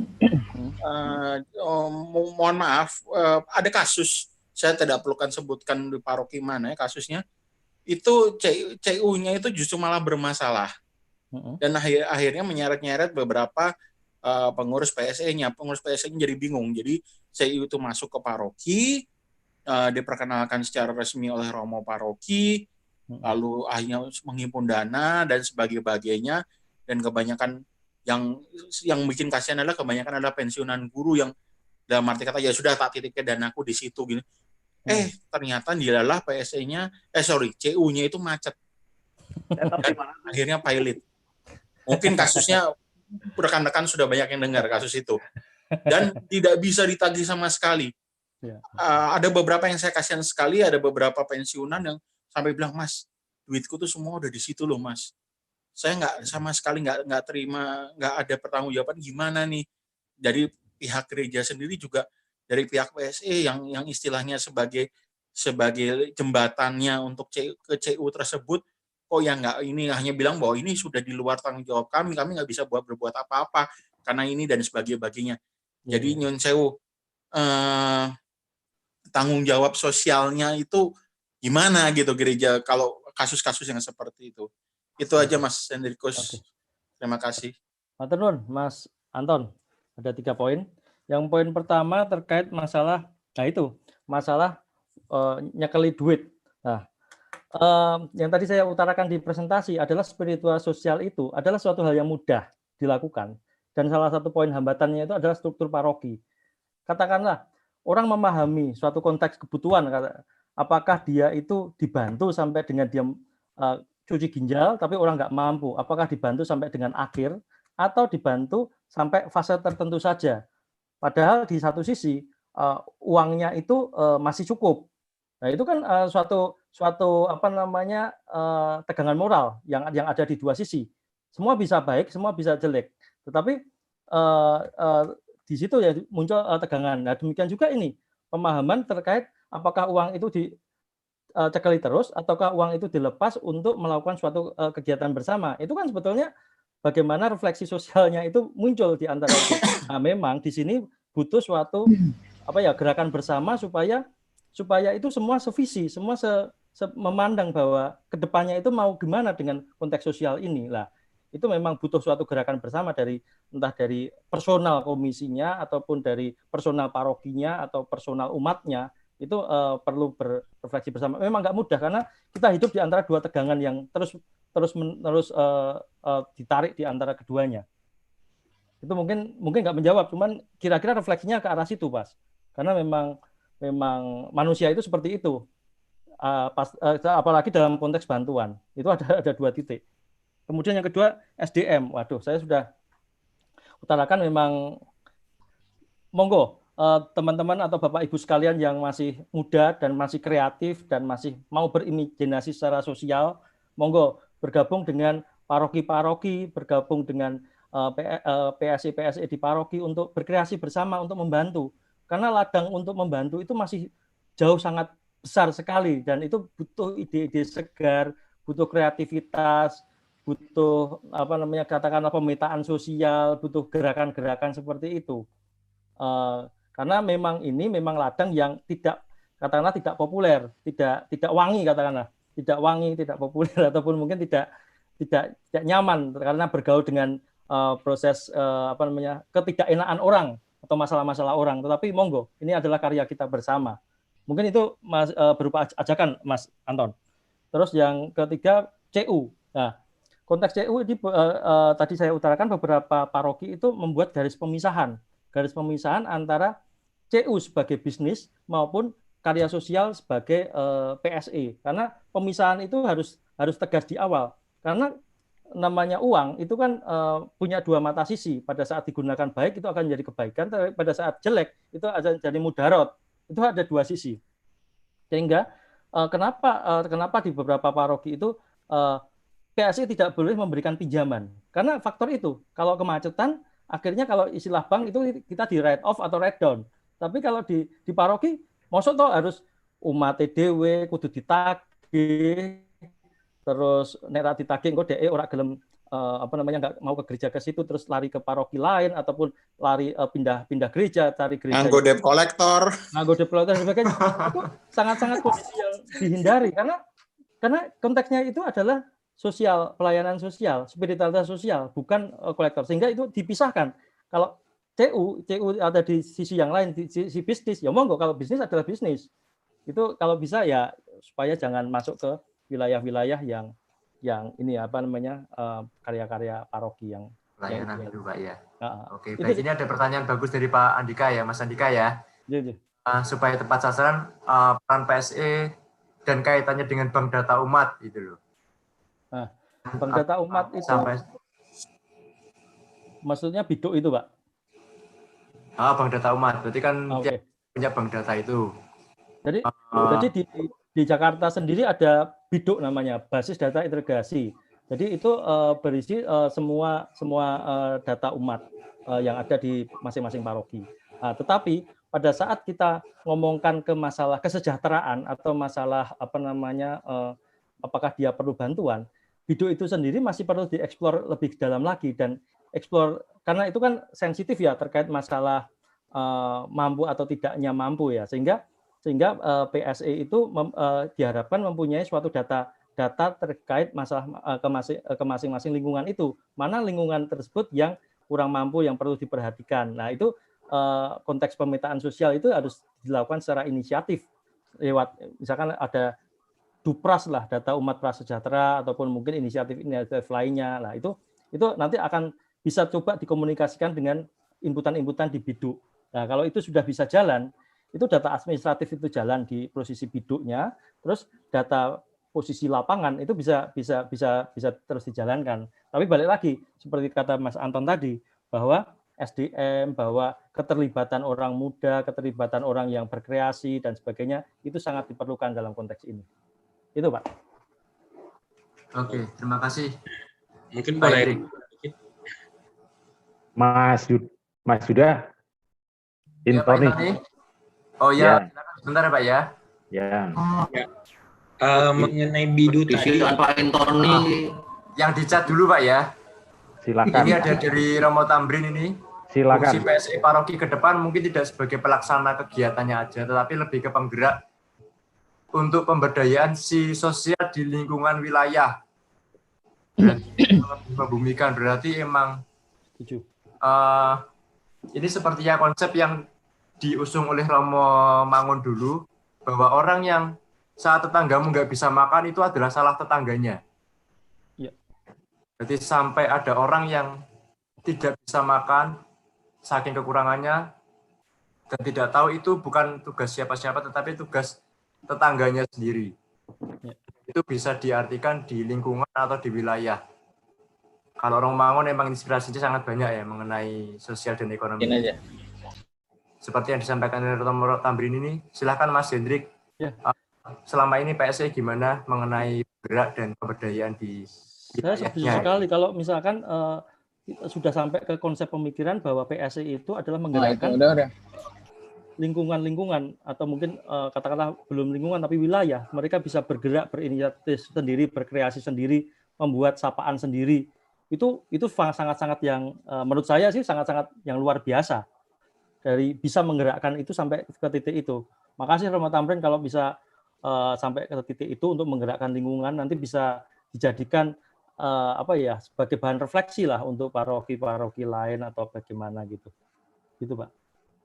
Oke, baik. Ini ada tanggapan dari Pak Makmur juga ini. Saat ini PSI sedang mengembangkan program Sabuk ini. Benar ya, Pak ya? Sentra ya, betul. kecil untuk pemberdayaan ini ya. Iya. Saat ini jadi kita lagi mengembangkan program Sabuk, itu konsepnya itu ya kita membantu memasarkan pengusaha-pengusaha yang ada di paroki-paroki untuk dipasarkan secara keuskupan atau secara keuskupan, tapi dengan adanya suatu pembekalan atau metode atau model tertentu yang nanti ada syarat-syarat terkait hal itu. Nah, itu memang berusaha mendorong ke pemberdayaan itu, tapi lewat konsep aplikasi teknologi supaya pemasarannya itu bisa lebih cepat, lebih menjangkau semua.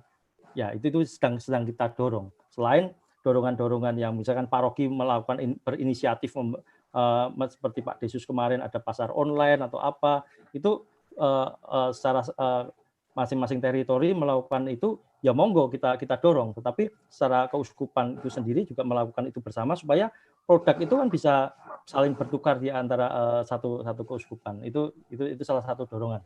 Ya memang. Gitu. Berarti lebih ke jejaringnya ya, dimaksimalkan mengenai jejaring, dibentuk pasarnya ya Pak ya, antara penjual dan pembeli kita rangsang buat pertemuan itu. Iya, jejaring sosial. Silakan Pak Intoni. Terima kasih Mas. Saya jadi sadar, jadi muda lagi nih. Wah mantap ini, langsung berapi-api Pak ya. PSE saya masih muda tapi kalau di pekerjaan saya sudah tidak masuk lagi gitu ya. Memang repotnya orang PSE banyak yang sudah artinya sudah pensiun gitu ya. Tapi semangatnya muda banget.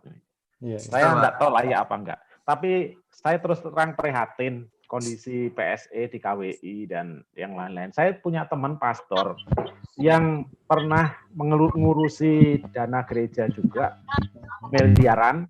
Dan ditipu orang dengan bentuk kredit union, dengan bentuk kerjasama apapun, sampai dia harus bertanggung jawab pada uang yang puluhan miliar.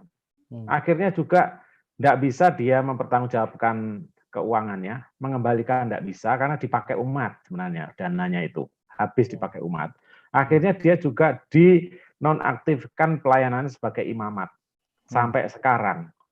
Ya, ketika kebetulan dia juga anggota komunitas, sebuah komunitas imam. Nah, komunitasnya juga tidak merasa bertanggung jawab atas uang itu karena dia memang bekerja itu atas utusan dari KWI misalnya. Karena KWI itu kan dana para umat semua seluruh Indonesia ya. Memang prihatin saya kondisi itu. Makanya harus hati-hati, gereja itu uangnya jangan digunakan untuk spekulasi, untuk saham, untuk main apa itu falas dan lain-lain itu nggak boleh itu. Nah, harus benar-benar konvensional ya. Dan dulu aturannya nggak ada, sekarang mulai ketat. Jadi ada aturan-aturan khusus. Nah, mengenai PSE, kesan saya dan pengalaman beberapa rapat dengan pengurus PSE, memang diarahkan membentuk seperti itu pelayanan sosial orang miskin. Jadi kalau nanganin usaha membesarkan nggak mungkin. Anda sudah dicap, sudah didesain untuk mengurusi orang kecil sosial. Mau bikin apapun mesti arahnya umat ke situ gitu loh. Di Kelapa Gading misalnya, itu banyak pengusaha yang dibantu juga banyak, tapi nggak ada yang mau ikut PSI kecuali dia nyumbang duit. Nggak bisa. Makanya terus Anda pilih nama, ganti nama kalau mau sukses, jangan pakai PSI. Apalagi Anda mau bikin sabuk, menurut saya sih itu nama yang nggak bagus menurut saya loh ya. Saya orang marketing. Kenapa sabuk? Semua orang ngomong kencangkan sabuk pengaman, ikat pinggang. Lah kok Anda mau bikin nama sabuk? Apa mau dilebarin, dilorotin gitu? Pakai nama lain lah yang membuat orang bersemangat berusaha. Jangan pakai kencangkan sabuk pengaman, itu pengaman saja. Kalau perlu dilonggarin supaya perutnya gede gitu. Entah namanya apa gitu ya. Ambon pagi kayak apa, ada sekolah ambon pagi. Tapi misalnya nama-nama yang bagus, yang indah, membuat itu udah ada 1001 nama. Bikinlah nama yang membuat orang optimistis. Ketika saya masuk, Anda orang sukses. Jangan ketika masuk saya diikat lagi. Sabuk itu kan mesti diikat, dikencingi, dikecilin, bukan kencingin, dikecilin badannya supaya nggak melorot gitu loh. Ya kan? Sabuk, ya mungkin jalur sutra itu malah lebih bagus. Jadi menyatukan yang lain-lain itu. Misalnya network tadi. Nah, itu Mas Susilo itu kan punya program apa tadi ya? Sayur desa kemarin itu bagus itu. Jolali itu bagus. Nah, masuk ke sana kebetulan itu nama Jawa. Nah, kalau untuk dari produk-produk Jawa dari daerah ke kota itu nama-nama yang bagus. Kemarin juga ada yang sharing kan mengenai sayur itu. Pasar sayur itu bagus. Ya kan memang langsung kena orang butuh sayur, buah, apa gitu ya. Nah kalau misalnya sabuk nih kritik saya, ini enggak tahu terserah Anda lah. Karena itu yang punya otoritas adalah yang menciptakan. Keberhasilan ada di Anda, ada di pengusaha itu. Karena nama-nama yang unik itu juga bisa berhasil. Enggak ada hubungannya dengan bisnis. Misalnya gudang garam, bisa kayak gitu. Bentul, apalagi rokok-rokok itu nama-nama yang aneh banget, tapi kok bisa berhasil, ayo. Nah, gitu kan. Yang tapi punya filsafat tertentu. Nah, gitu. Nah, ke kredit union harus dipisahkan, saya setuju karena kalau bisnis is bisnis. Kalau gereja sosial ya sosial. Jadi jangan berharap terlalu banyak terhadap nama PSE karena menurut saya dari pengalaman pengamatan saya itu PSE ya memang membantu usaha kecil mikro. Mungkin diganti nama mikro atau UKM apa gitu mungkin bagus, bisa network dengan lembaga-lembaga yang bagus. Jangan nama PSE kalau mau usaha karena tidak akan dapat hibah dari pemerintah. Di orang-orang Muslim itu sudah punya yayasan-yayasan yang dia dapat hibah dari pemerintah daerah. Nanti channelnya itu ke bagian Kesra, Kesbang apa itu kalau di Polinmas, Pak. Hah? Kesbang Polinmas biasanya. Kesbang Polinmas ya. Itu bisa dapat dana hibah itu, malah didukung. Jadi usaha-usaha ini saya tahu persis kalau karena istri saya pegawai negeri itu kan setiap Jumat misalnya, setiap Jumat terakhir dalam setiap bulan seluruh wali kota di DKI itu membuka pasar murah. Pasar murah nggak usah bayar. Tendanya diberi, tempatnya diberi, mejanya diberi, kursinya diberi, kita tinggal jualan, nggak dipotong juga gitu loh. Tiap hari bebas kendaraan bermotor diberi tempat gratis. Malahan Pemda ngundang pengunjung datang dikasih door prize kurang apa gitu. Nah, dananya banyak, itu membuat orang itu happy. Saya amati dalam 2 tahun ini di Jakarta Utara itu orang-orang Katolik tidak ada loh yang punya usaha ikut di situ. Padahal itu peluangnya besar. Ya jual gorengan saja orang bisa luar biasa satu kali datang tuh bisa 5 juta, ada yang 10 juta. Itu luar biasa. Jual pempek itu bisa banyak gitu. Nah, ini barangkali buka wawasan dan mungkin terima kasih sasarannya bagus PSE, tapi ya untuk secara sosial memang bagian tangan yang memberi, ya memang berilah. Kalau hilang misalnya ya sudahlah gitu loh. Nggak laku ya sudahlah. Romonya jangan selalu stres, nanti dapat lagi kok. Wong bapak yang baik hati itu kalau memberikan warisannya sampai habis juga diterima lagi, orangnya masuk gereja enggak gitu loh. Iya kan? Wah, kasih contoh. Romo khotbah banyak-banyak, bapak yang baik hati, murah hati, orang bawa warisannya udah hilang, balik tinggal gembel lagi kok ya sih diterima gitu loh. Lah kok gereja enggak?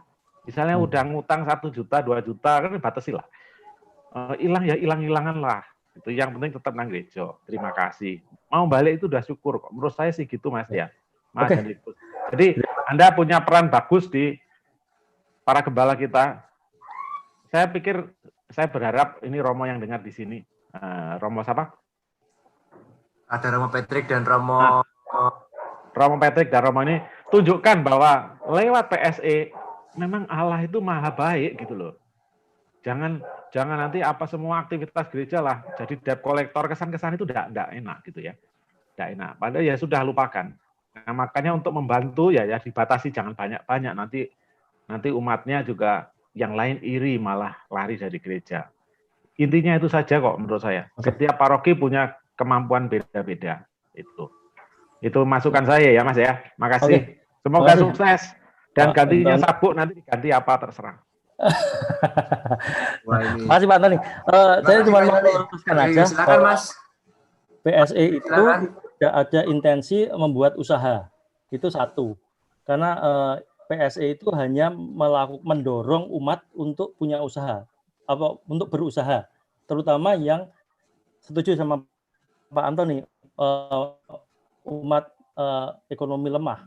Karena concernnya PSE itu di situ, bukan concernnya PSE membuat orang yang kaya menjadi lebih kaya, bukan. Tetapi yang ekonomi lemah itu mempunyai usaha untuk menambah penghasilan atau mereka dapat income atau apa untuk usaha, sehingga dibuatkan banyak market. Terus masalah sabuk itu terima kasih, nanti coba saya sampaikan. Masalah filosofi nama ya. Dirubah jenenge tadi semut rang-rang. Nah, yang menarik gitu ya. Oh, yang mungkin aneh tapi enggak kesannya membatasi. Patung geragas. Ya. Jadi sabuk rambak. Yang membangkitkan gairah, semangat, oh ya saya bisa gitu loh, saya berhasil, optimis gitu. Ya. Oke. Terima kasih Pak Antoni, luar biasa masukannya sangat banyak tadi ya. Silakan Pak Hendrikus bisa ditanggapi. Ya, saya sudah nanggapin. Yang sudah nanggapi aku saya ini. Mas Susilo itu. Oh iya, silakan. Mas Susilo ya. Mana nih aku? Gimana Pak Adi? Silakan Wadi. Walat lo Mbah De lo. Ya pasti dipanggil Mas, soalnya masih semangat loh, luar biasa loh. Masih. Silakan Wadi. Ya. Mas Ari, ini kan zamannya terus berubah. Hari-hari ini selama pandemi ini kan kita selalu mendapat pencerahan dari berbagai narasumber. Nah, ini akan berubah. Nah, apakah sudah dipikirkan juga PSE itu yang tadi Pak Ngurah sampaikan itu? Kalau PSE itu begegek kayak gitu, nggak inspiratif, nggak ini, yang datang ya tua-tua, nggak ada pendekatan. Nah, apakah ada program-program yang ya sudah mulai dipikirkan ya kekinian, supaya cara-caranya ya cara-cara yang sudah mulai kekinian, dari mulai soal kemudian berbasis data, supaya kemudian lalu bagaimana kemudian mengembangkan intensitas hubungan itu sejauh mana, karena menurut saya tidak cukup banyak kemudian dengan mengandalkan afeksi aja, rasa perasaan aja. Saya berguru sama Pak Ngurah itu waktu ini kan, basis data kayak gitu. Nah ini penting menurut saya, supaya kita dalam mengambil keputusan itu juga dari rasa itu, kemudian rasa itu kan kemudian juga bisa dirasional. Jadi maka kemudian jadi ini mesti dipertimbangkan juga di dalam kalau tadi disampaikan Mas Ari tadi, refleksi itu kan sebenarnya soal rasa. Kamu menangis, kenapa? Itu kan juga bisa gini, kamu sedih melihat ini. Kenapa sedih? Itu kan bisa kita rasionalkan. Jadi artinya refleksinya ya kemudian yang bagaimana kemudian menemani refleksi dengan siapa dan bagaimana cara merefleksikannya. Terus yang berikutnya adalah apakah ada program penggalangan dukungan untuk sebuah program yang berkelanjutan. Maksud saya penggalangan dukungan itu yang terstruktur. Penggalangan dukungan ini tidak mesti dana loh Mas. Saya selalu menyebut di mana-mana itu saya nggak mau kemudian penggalangan dana, enggak, penggalangan dukungan. Karena dukungan itu bisa macam-macam. Kemarin diimbui lagi presentasinya Pak Intoni. Wah, semua itu customer dari Romo sampai ke Koster itu kan customer. Umat dari yang ini, yang kaya, yang miskin itu kan customer. Nah, bagaimana kemudian semua umat itu kemudian bisa kemudian membangun jejaring dan kemudian mendapatkan satu. Jadi ada support system yang dibangun. Ya menurut saya sih memang tidak perlu kemudian PSE membangun sebuah unit usaha, tetapi membuat kelompok task force yang menguatkan umat dan mendampingi. Kalau kemarin belajar dari Aji CU Lestari Wonosobo itu, mereka itu mendampingi pengusaha anggotanya yang gagal. Jadi kayak gitu. Nah, mendampingi ini kan bukan hanya urusan rasa perasaan. Mendampingi ini kan juga harus kemudian ada transfer. Jadi motivasi, transfer knowledge, macam-macam lah. Nah, menurut saya kok perlu dipikirkan seperti itu. Kalau belum ada, kalau sudah ada, seperti apa sebenarnya? Nah, saya tadi tidak melihat yang dipresentasikan tadi, tidak melihat ini yang ke depan itu seperti apa. Karena kan mesti harus juga visioner. Biasanya yang lembaga-lembaga yang dapat ini juga lamban. Yang cepat itu kemudian dari kemarin Komisi Kemudaan KWI ya. Nah, kayak gitu kan luar biasa tuh. Wah, 1000 pengusaha muda yang ini. Wah, itu geger itu tuh ini ya. Nah, misalnya PSE bekerja sama dengan kaum muda apa kayak gitu, buat gerakan apa kayak gitu. Nah, model-model kayak gitu. Oke. Makatan Mas Ari. Ya, betul nuwun, Pak D. Saya jawab ya untuk yang terakhir. Itu untuk yang terakhir itu gerakan pendampingan ya untuk para pengusaha kecil. Itu salah satu item di program Sabuk.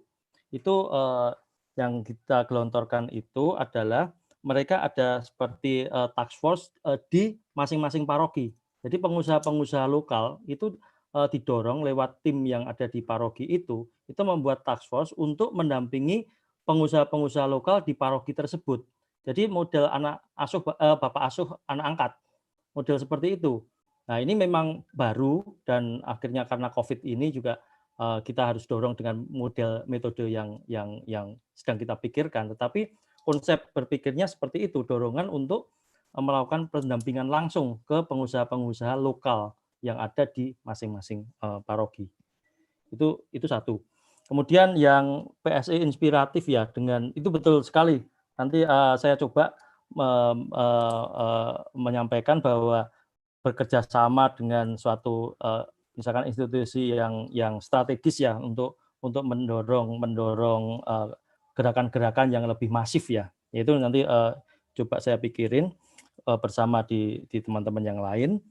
Kemudian berbasis data.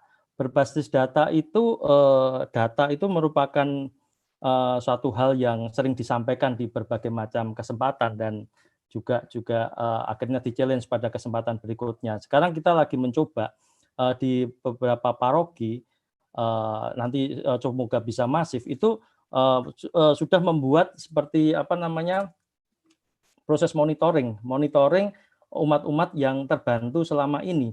Dan dari proses monitoring itu dari umat yang terbantu itu kan ada muncul banyak catatan sejarah terkait umat tersebut.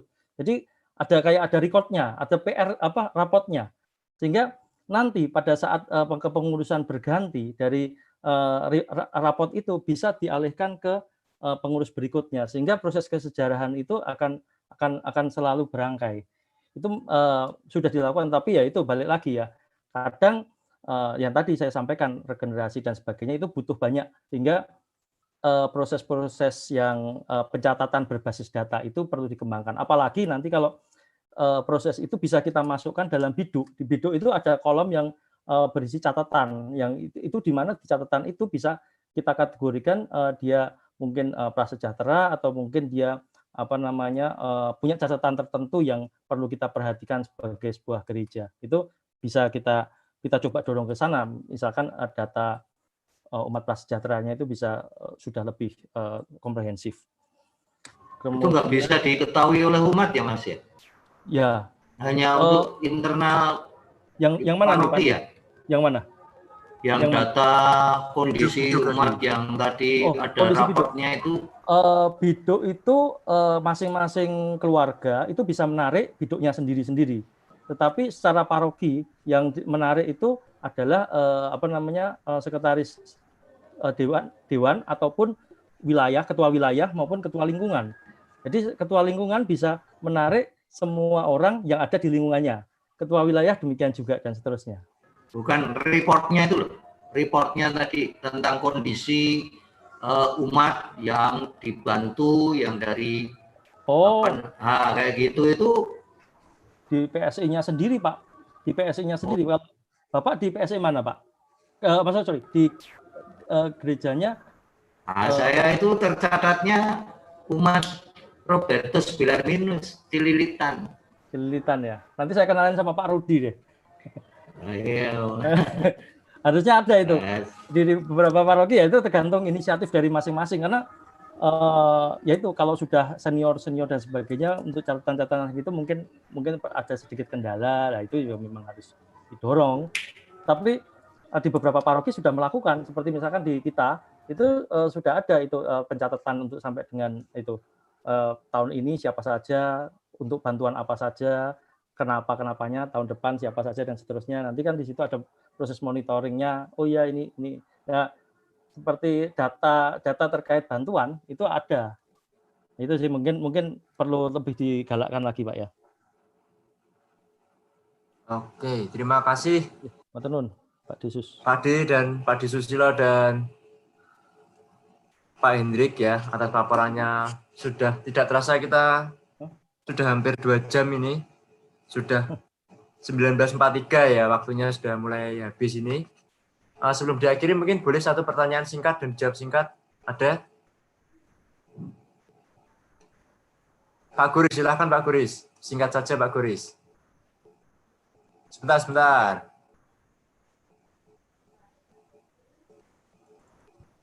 Ya, terima kasih. Ya, silakan Pak Kuris. Ya, udah jelas ya.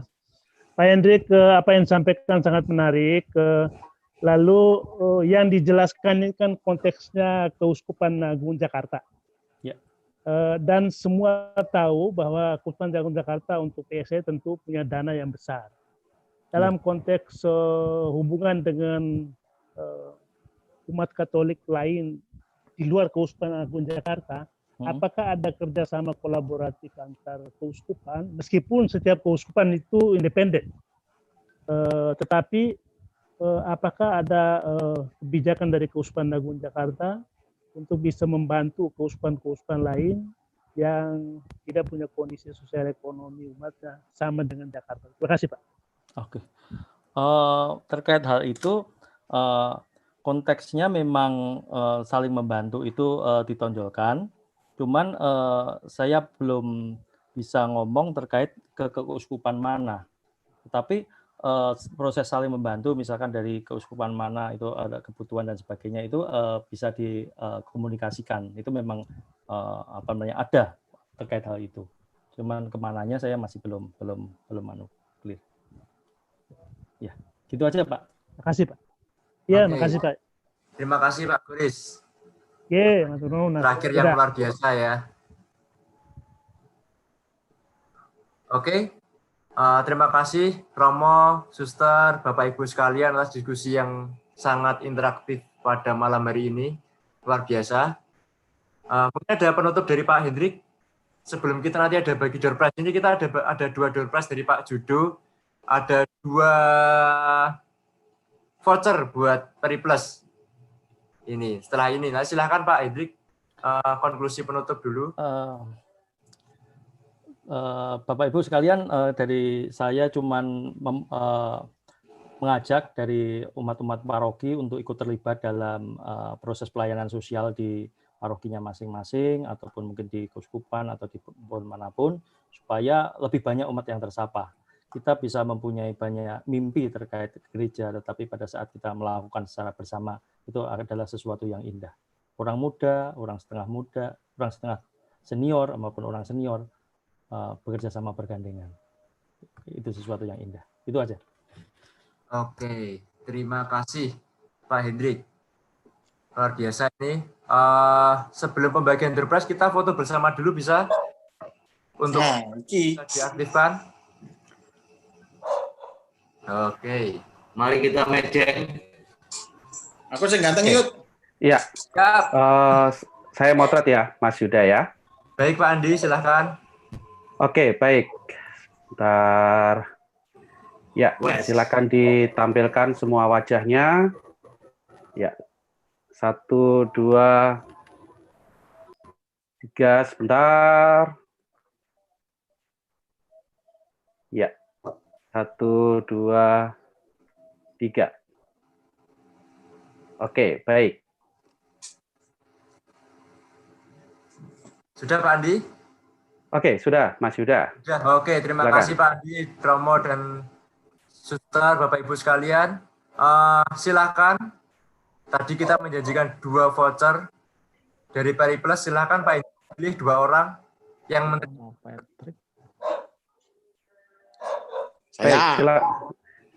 Silakan Pak Hendrikus. Memilih 2 orang buat mendapatkan voucher dari Periplus. Itu Mas Andi itu yang paling muda. Mas. Ya, Siapa saya? Paling terakhir siapa ya tadi ya? Andi. Pertanyaan paling terakhir. Adrian. Pak Goris tadi, Pak. Oh, Pak Goris. Oh, Pak Goris sudah pernah. Udah yang pernah. lainnya Dapat ya. Oh, yang lain. Andika itu loh, Andika. Mas paling muda, Mas paling muda. Mas Ya, Andika tuh. Mas Andika. Mas Andika. Kayaknya kemarin sudah dapat apa belum, Mas Andika? Belum 2. Belum 2. Ya, yang paling muda. Ayo bergabung sama PSE, Mas Andika. Oh, Pak Andika belum. Mas Andika Kalau belum ya. sudah Oke. dapat dikembalikan, terus nanti dikasihkan lagi. Oke, untuk door prize otonomi Pak Hendrikus ya, Pak Antoni. Hendrikus ini, ya. Oh, silakan. Ya, Mas Andika. Antoni nggak usah ikut-ikut. Kemarin udah. Iya. Silakan Pak Hendrik. Andika. Oh, gitu. Iya, iya, iya. Terus buat satu lagi buat Romo Tamrin. Wih, Romo. Mana Romo Tamrin? Romo Yang mana? Tamrin. Romo, Rezeki anak kenapa soleh, namanya? Kenapa Oke, namanya baik. Rosita ya? Kenapa namanya Rosita itu ditanya? Diganti Rezeki anak nanti. soleh, Romo. Oh, Oke, baik. Sudah, Mas Yuda? Oke, terima kasih Romo, Bapak Ibu, terutama Pak Hendrik buat paparan. Ada Romo minta berkat Romo dong, sekalian. Iya, berkat Oh iya, boleh. Sebelumnya Ya, saya baik. oper ke Mas Andi dulu, silakan Mas Andi. Oke, terima kasih Mas Yuda. Bapak Ibu, Romo, Suster, tepuk tangan terlebih dahulu untuk Mas Hendrikus. Plok. Terima kasih Mas Hendrikus untuk sharing yang sangat luar biasa. Terima kasih Mas Yuda untuk moderator yang membantu kita memediasi dengan pertanyaan-pertanyaan. Sebelum nanti kita mohon berkat dari Tuhan melalui perantaraan Romo, saya infokan untuk acara Forges ini, besok kita ada special event. Walaupun di sini yang hadir yang perempuan sepertinya ini sangat khusus ya, yang perempuan untuk malam hari ini hanya satu. Masa? Iya, hanya Bunda Maria. Ada suster. Dengan suster ya. Oke, tapi Kalau saya saya tetap karena akan mengumumkan. Halo suster. Besok kita ada special event itu dengan dengan Profesor Anita Lee dan juga Ibu Wiwi. Kita akan bersama-sama berdiskusi tentang perempuan karir dan perempuan rumah tangga, dampak dari itu, dampak untuk pendidikan karakter anak. Jadi mohon untuk diinformasikan kepada rekan-rekan semuanya, dan untuk yang hadir di sini boleh hadir bapak-bapak. Kita akan juga berdiskusi untuk mencari tahu idealnya yang mana, gitu ya, untuk wanita karir dan wanita perempuan karir dan pendamping wanita karir. Ya, dan rumah tangga. Kita akan berdiskusi bersama. Yang hadir di sini untuk ID-nya tetap dan untuk password-nya langsung saja Forges 10. Gitu ya. Supaya kita bisa langsung nanti connect, saya tidak perlu lagi untuk menginfokan kepada yang sudah hadir di sini. Itu untuk jamnya. besok. Bagaimana, Pak Markus? Jamnya tetap ya. Jamnya kita tetap jam 6 sore sampai jam 20 ya, dan seperti juga yang hari ini kita juga baru aja memulai untuk connect dengan YouTube. Besok juga kita akan connect-kan dengan YouTube sehingga yang tidak bisa hadir dalam Zoom ini kita bisa melihat itu di YouTube. Itu harapannya. Baik, terima kasih untuk semuanya dan minta izin nanti yang mendapat vouchernya nanti bisa menghubungi saya, kontak ke saya atau ke nomor person Mas Yuda ya, supaya bisa kami infokan untuk voucher. Itu voucher dari Periplus untuk membeli buku-buku yang diterbitkan juga oleh Periplus. Baik, minta izin untuk Romo untuk menutup dengan berkat penutup untuk acara kita.